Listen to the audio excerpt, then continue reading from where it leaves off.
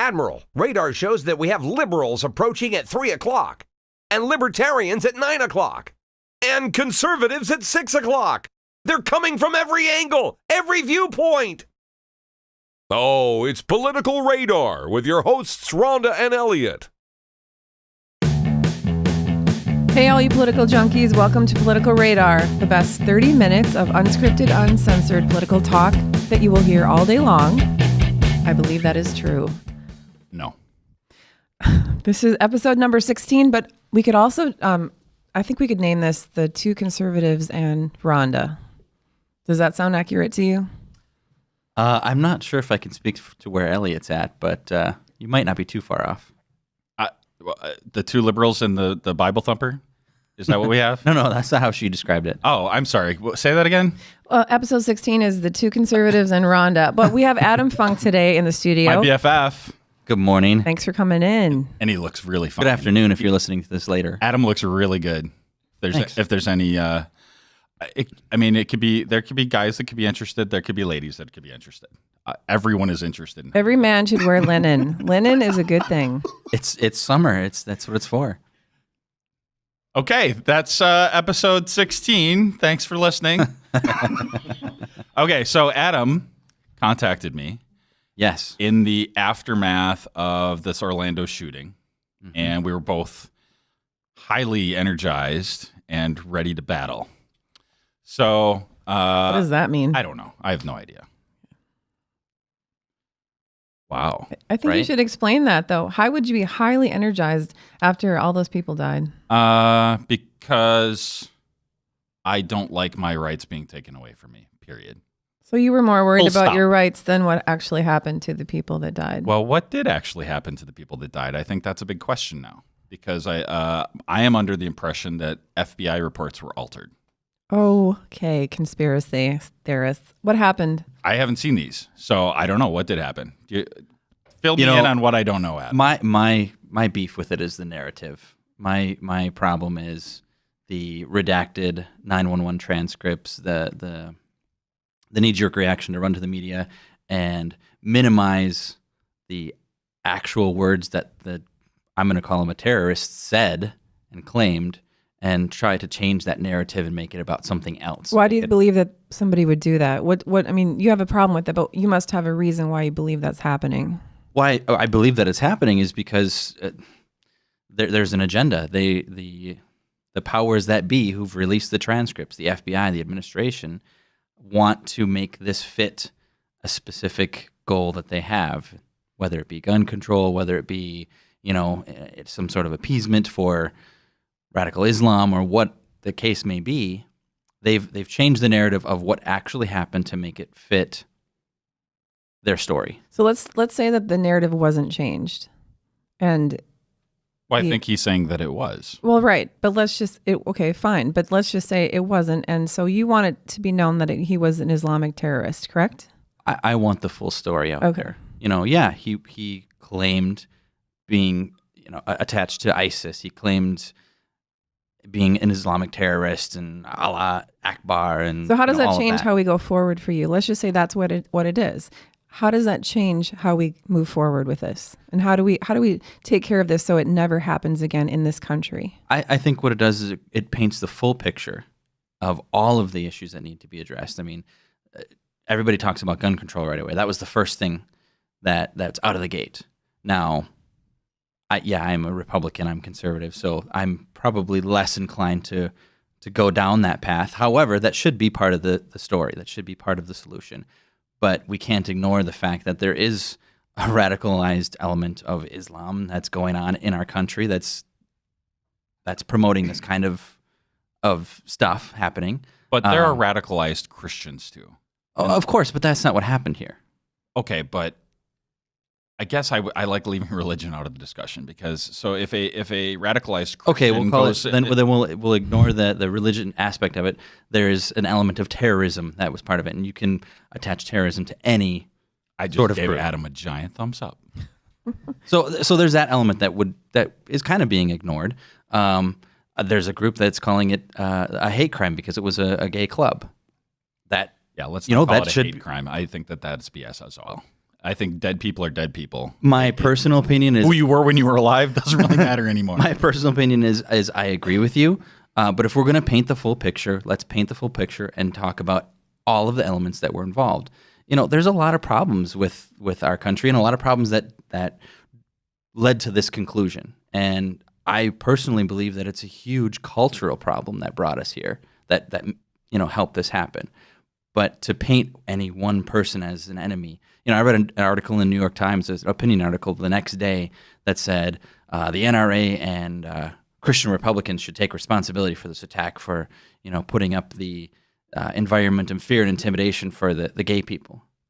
And I thought, well, that's completely ridiculous. That isn't what happened at all. But there is a narrative out there, and I think we need to talk about. They did realize, or they discovered, that this guy had been at this club before a few times. He had also been, was he on some some chat rooms or something, some gay chat rooms? I guess he had been on a couple of different sites. So he was a regular it's entirely at the club. Possible that he was gay, correct? It is entirely absolutely. possible. So knowing that and knowing how a lot of people basically want to remove them off this planet, and how the narrative is with gay people in this country. And I know we don't want to talk about religion, but there's a lot of it that is coming from religion. That is possibly something that drove him to what he did. You cannot say that's not the fact. So yes, let's talk about this culturally, but let's talk about where he started and how he ended up there and why he was there. Maybe he's not targeting gay people. Maybe he's gay and he felt that he was being scrutinized because of that by living in this country and how we feel about gay people. Not all of us, but there's a loud voice out there, including politicians who have a huge platform to do so. So I believe that there is definitely a cultural reason why this happened. I think that has something to do with it. I don't think this is an entirely, like the gun control conversation is not what should drive this bus necessarily. It should be inclusive to the fact that, don't deny the fact that, he was in a gay chat room. He'd been in the club before. He could have clearly had a problem with this. Oh, absolutely. That should be part of the story too. Like I said, I want to see the full picture. The issue that I approached Elliot with was, why did they release a 911 transcript and redact all of the mentions of his ties to terrorism and his claims of being attached to ISIS? And they actually even changed when he had, screamed allegiance to Allah. They changed it to God, a more generic term, just to really minimize that whole attachment. And I'm trying to think of the right word here, but Censorship? Well, it's more than just censorship, because they're actually changing what the intent was. They're not just Well, they're not releasing all the information. right. And that's not fair. And that's not, it's, I think it's worse than not fair. I think it's, we've invaded countries for less, when they have leaders who lie to their citizens, that's the opposite of what we're supposed to do here. So we had a guest on who believes that Mike Gallagher, he's running for Congress, and so he could very well have a lot to say about how this is taken care of in the future. What do you feel should happen? Do you believe, as he does, as being a Republican, that we should, arm ourselves and head overseas and blow everybody up?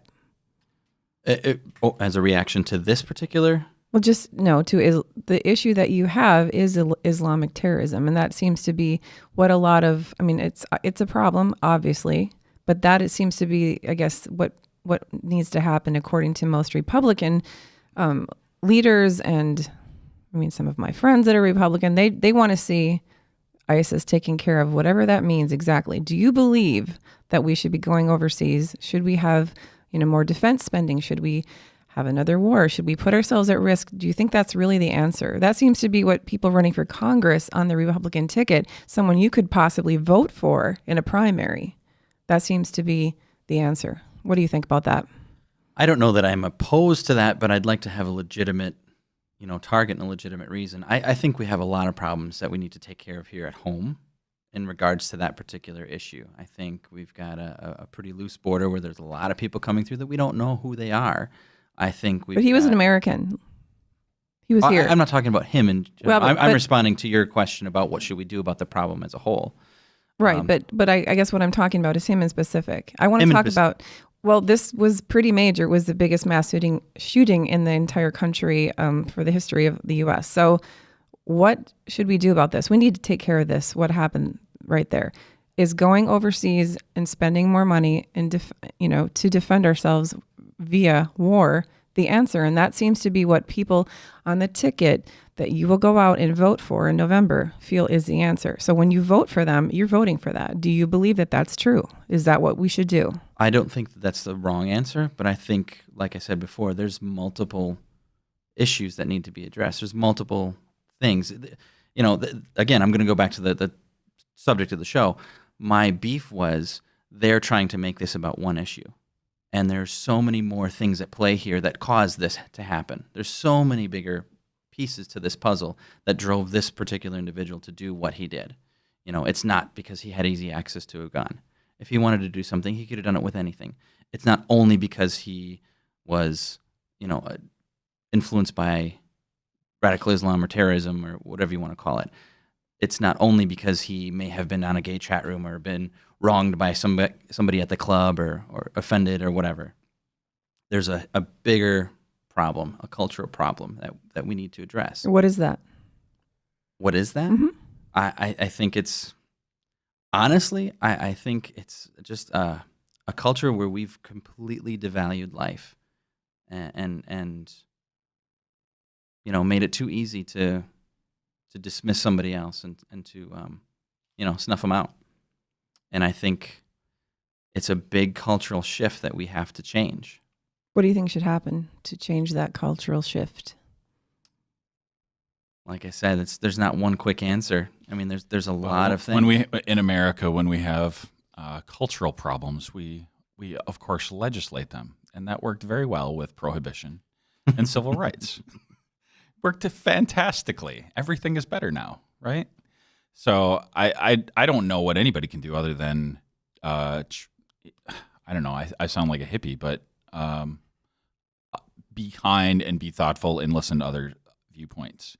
I think blaming it on guns, I think blaming it on Muslims, I think those are both true. Blaming it on anti-gay sentiment, that is true. There are aspects of that, but there's nothing we can do. No. As like a reactionary type of thing. We need to proactively the best thing love we everyone, can do in these circumstances is paint the full picture and not try to make it fit a narrative. The problem that I see with culture at large is there's such an idea of selfishness. Everybody's so worried about, I'm offended, or this group's offended, or that group's offended. That's why we're not talking about the fact that he was claiming to be a radicalized Muslim or a terrorist, because, we don't want to offend that group of people. You know what? They have big shoulders. They can handle it. That's true. There's a lot of groups of people that... Y'all offend me. There's a lot of groups of people that there are bad people that are part of. And to not talk about the whole picture of that bad person for the sake of the group as a whole that they're a part of, I think is a disservice. So do you think that Republicans could get to a point quickly where we are shunning actions, not organizations? Hello. I don't think that's a uniquely Republican issue. Well, but you're the token Republican. When it comes to would I like radical to see Islam, though, I think that's what he's asking. Yeah. Is when it comes to radical Islam. Can we talk about the radical actions of the very much minority? And yep, I get it. I listen to Bill Maher, and he's right. He's like, they do talk about these things, and they are different than Christians. I got it. But there are a lot of peace-loving Muslims also. So I hate even using that word because they're different. Those are two different groups. Well, radical Islam and a Muslim. I mean, can we separate that? I don't have a problem with that. And I think there's a lot of Republicans that I believe that you have a problem. don't, but there are many that do, and that's their entire purpose of getting up every morning to make sure that the two are together. Well, and they may claim to separate it, but then what do you do in practice? So, but Trump wants here's the caveat. Wants to ban all the immigrants. Here's the caveat, though. How come we have a leader of our country who can't even say those words? Who is so afraid to even for the same reason step on that line? I think it's the same reason. I think he doesn't want to say those words because they become meaningless. I think when Republicans say radical Islam and then they say we want to ban all immigrating Muslims. But what if they were Christians that were doing it? Would we say radical Same Christians? thing. I don't know what he would say. And right now we don't have that issue. So I mean, it is an issue of our time. It's not, this, we'll get past this as a world culture somehow, right? But I hope. Well, I mean, we will. I mean, maybe it'll take 300 years, whatever, but we will, right? So you believe that it's the narrative, it's what people are saying that I is think the driving these narrative- people to walk into a gay club and blow them all. No, I don't pieces, think that make them that's the confetti. cause, but I think that's part of the problem. I think we're not calling things what they are and facing them head on. And I think everyone's so worried about offending everybody else and so worried about, saying the wrong thing or doing the wrong thing. And sometimes we just need to pull up our pants and take it on the chin a little So bit. let's pull our and- pants up and we're going to tell them that they're, they're terrorists, they're Islamic terrorists. Now what do we do? Well, we've opened the conversation at least now, if we tell them that. And now we find out, where are they coming from? Where are they going? Well, we know where How are they're they coming getting from. in? I mean, we know all this. So what do we do? It's like, we're looking to write a story. No, we need to do something about this. Okay. So I'm gonna simplify that because I think we all actually kind of agree. Okay. Mhm. But I'm gonna oversimplify it to kind of prove the point. Republicans want to ban all the Muslims. Democrats want to ban all the guns, and people like me want nothing. I don't want anything to change. I think culturally we need to change, but nothing legislative, right? So Can I correct you? Democrats don't want to ban all the guns. I'm oversimplifying. I don't think Republicans want to ban all the Muslims, either, Right. But in practice, that's what they're doing. How do you have a list of we only want these Muslims, and everyone who looks like a Muslim we're gonna check? Like it's de facto, and it's a de facto block of all Muslims. And I'm sorry, government kind of sucks at doing things like that. They're gonna overreach or underreach and screw it up somehow. Sounds very Republican of you to say. But I agree with you.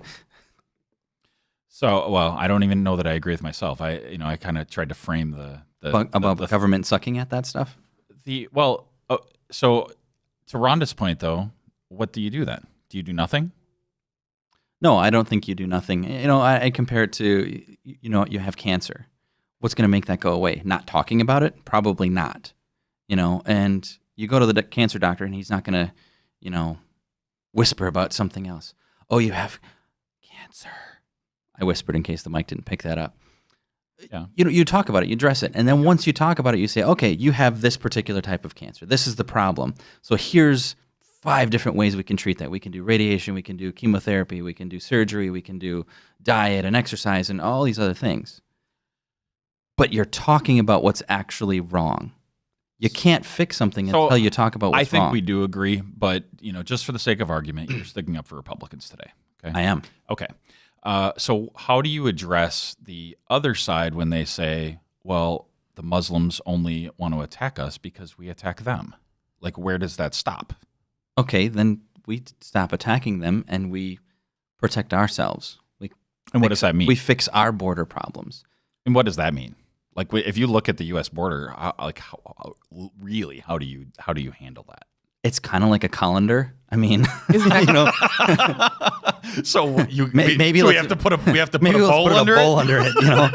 Let's kind of catch some stuff that's So coming you're in through. favor of the wall. You want to build a wall, and do you want Mexico to pay for that? I didn't say that. Okay, no, I'm just asking if that's the wall. I mean, to secure the borders, what does that mean? I mean, how that's a very vague, I guess, answer. What a does wall that mean? isn't the worst idea that I've heard. I don't know if making Mexico pay for it is even feasible, but I would like to see it addressed. I'd like to see, instead of spending money on chasing people around the desert in the Middle East, when we don't have an actual target, we're not fighting against a state or a country, we're fighting against a group of people. Let's take those guys back home and strengthen our border security. So Get let's some people assume- down there. Let's have a little bit more of a process to get people in and out and through. I don't understand that though. So, I mean, do Republicans assume that if there is a wall that's built around, let's just say we build the biggest wall force field we can, and it's secure. No one's getting in, no one's getting out. There are people here existing in our country who are actually living and breathing radical Islam. What do you do about those people? I think that's the question that most even Democrats want to know.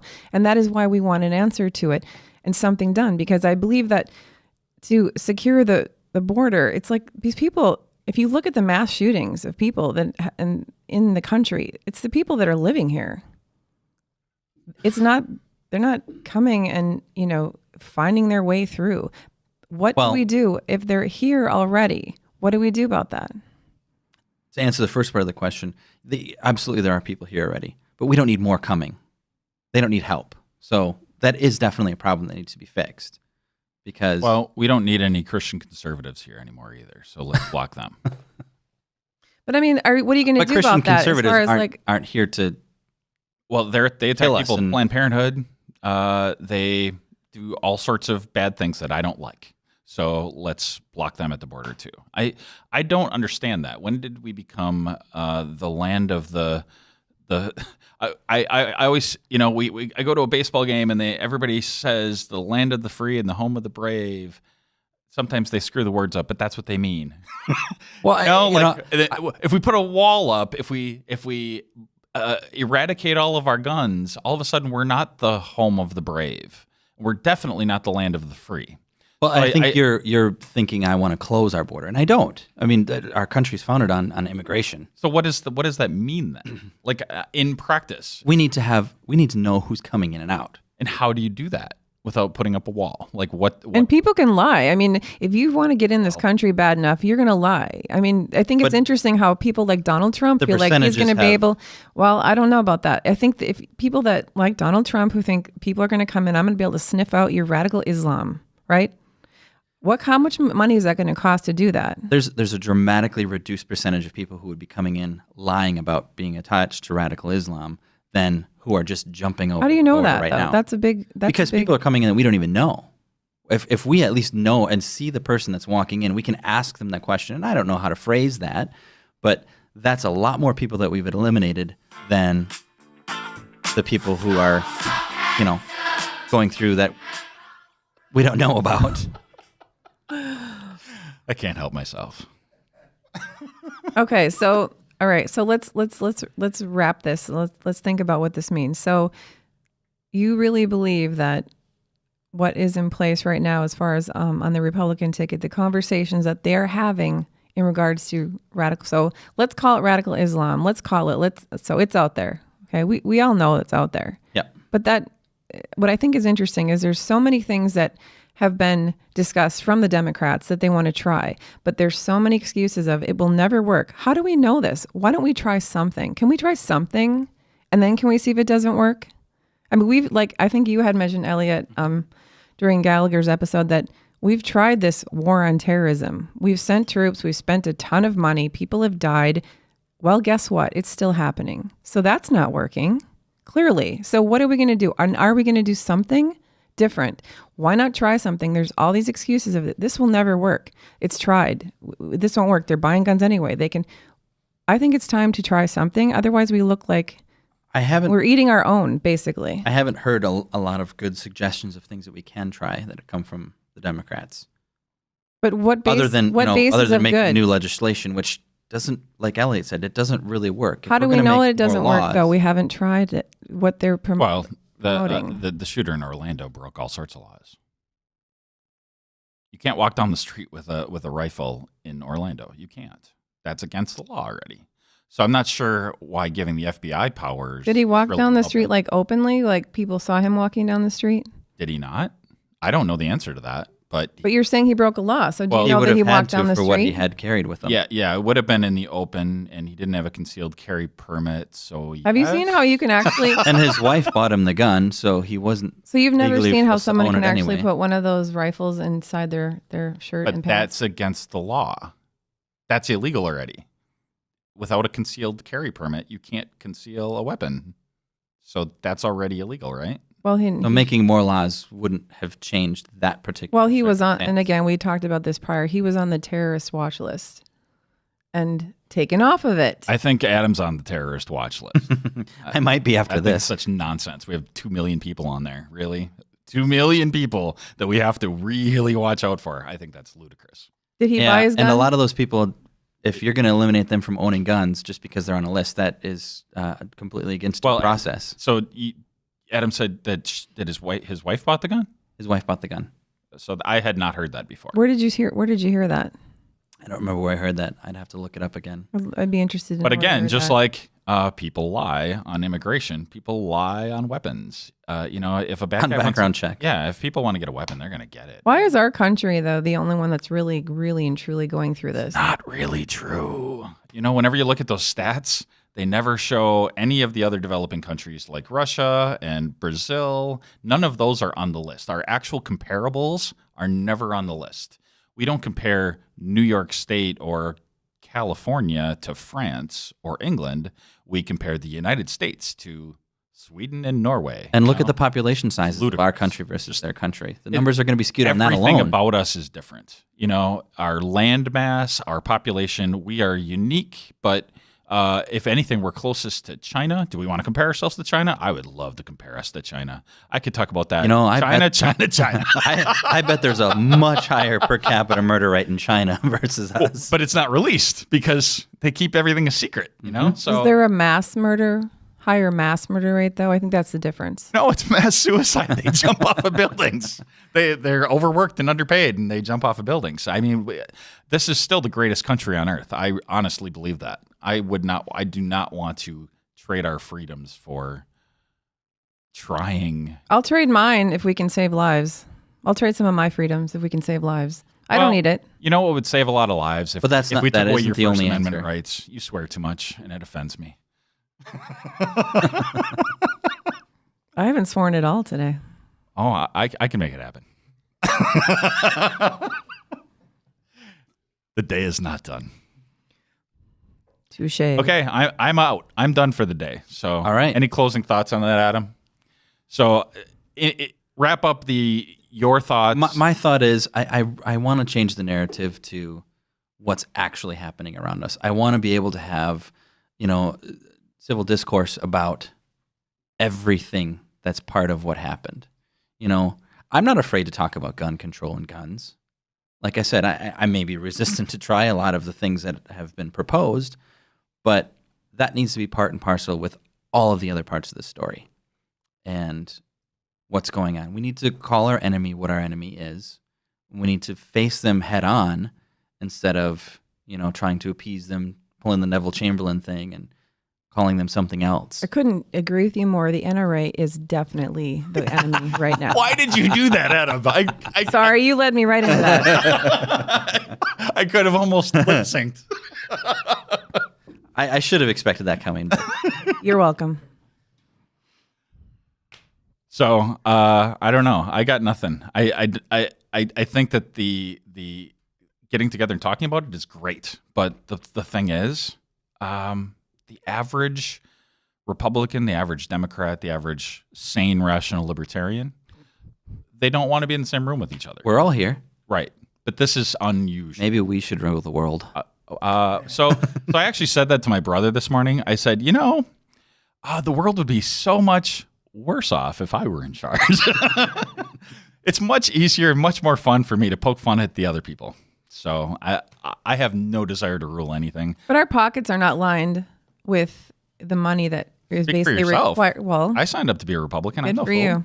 But no, you're not a puppet. You're not your pockets aren't lined so that you're a puppet. So you just basically regurgitate what they're telling you to do. You're not really solving problems. They're just basically talking about what they're supposed to be talking about. So this may come as a shock, but I actually believe that most of them feel that way.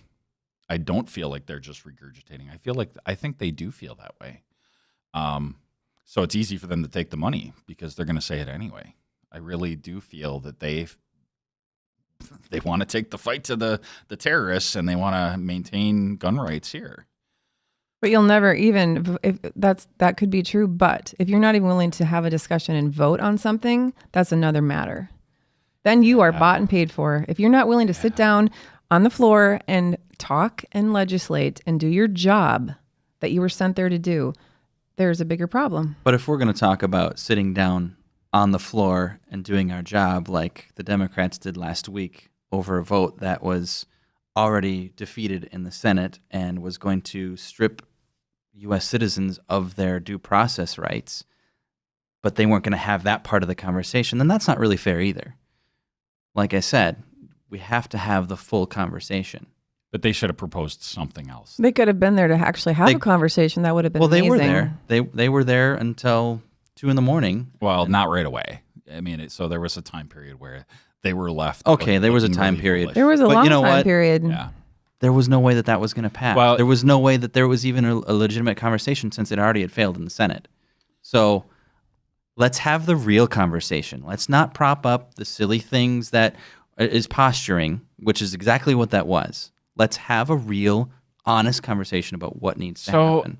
I understand there are subtle differences, but big picture, what's the difference between that and what happened between Scott Walker and the Democrats in Wisconsin a few years ago with the teachers' unions? Big picture, what's the Yeah, difference? I mean, so the Democrats didn't feel like voting, so they left. Like, honestly, I don't really understand what the difference is. They could have stuck around and talked it out, but they chose not to. The Republicans could have stuck around and they chose not to. I feel like it's hypocritical of both parties to really call the other one out on this, because I feel like they're both guilty. I feel like both tactics are indefensible. In the past, they've both done that. Absolutely. Like ramming legislation down the other party's throat and then calling them out because they don't want to participate in that. They both do it. So how do we fix it? The biggest distinction was in Wisconsin, that was actually something that could have been voted on. There was means for them to defeat it. In Washington last week, it had already been defeated. So in the Senate. It was. But that's a technicality, really. I mean, they voted, yeah. I mean, and I don't mean to diminish what a vote means, right? Right. But the overwhelming majority of people want some sort of dialogue to happen at the very Can we come back to present day for a minute? Okay, so you're all for transparency, correct, Adam? Yeah. Okay. Why the hell did they turn the cameras off in that room? If Republican, you're Republican, and you want transparency, what was that? Why do you think that was okay that they turned the cameras off? Yeah, I don't know the answer to that question, and I'm not asking you to answer. I just want to know how you feel about that. As a Republican, knowing that you believe in transparency, you do believe that. Yeah. Okay. Good for you. But I also think that full story should have gone out there in the media too about what was really in that legislation. But that's how you do that, by leaving the cameras on. Right. I mean, they were willing to talk about it. I mean, I was traveling for work. I was done for the day. I literally just turned on C-SPAN and watched what they were saying because it was, interesting to me. What are you going to do for all this entire time you're there? There was conversation happening. They were talking. They obviously were able to use their own cameras through Periscope, which is great. A modern day, I feel like the Republicans not know that they could still get their, voices heard. It was actually kind of laughable. Most Republicans get their news from the newspaper. I know Democrats don't do that. I think the whole thing was kind of bunk. I think there was a lot of posturing going on. And that's my beef. That's why we're sitting down here this morning, is let's have the real conversation. I think the Democrats came in with an agenda. They knew that they had a bill that wasn't going to pass. It had already failed the Senate, that they knew the Republicans wouldn't go for because it took away due process rights from the people on that list. And the Republicans said, you know what, we're just not going to have this conversation, so they shut the cameras off. Neither side is right in that circumstance, but... You know what I really hope? I really hope that every Republican who feels... Okay, and I agree with you on some of that. So I hope, and I know that I do this, I hope that as a Republican that you reach out to your legislators and you tell them this. They need to hear this. Because I feel like the only people calling them and telling them and emailing them are Democrats. It would be very powerful for another Republican to let them know that. I feel like it's just a big echo chamber all the time for them. I mean, when Scott Walker will only have listening sessions, I just read this, with an invite only. When you're starting to basically have invite only town halls, it happens on the meetings. other side too. There's a whole lot of circling of the wagons going on, and that's the problem. Right. So if you would reach out to your legislator and talk to them about transparency, that would be amazing. If you will. I do it all the time. I think that's important. So I think we can all agree that both of the major parties are terribly flawed, and you will both join with me in feeling the Johnson. I will never want to feel So that Johnson. wraps up episode 16 of Political Radar. You can get show notes at politicalradar.com/16. Thank you, Adam Funk, for joining us today. Thank you, guys. Thanks, Adam. It was spirited, and I don't bruise that easily, but you can keep trying to punch me. I will.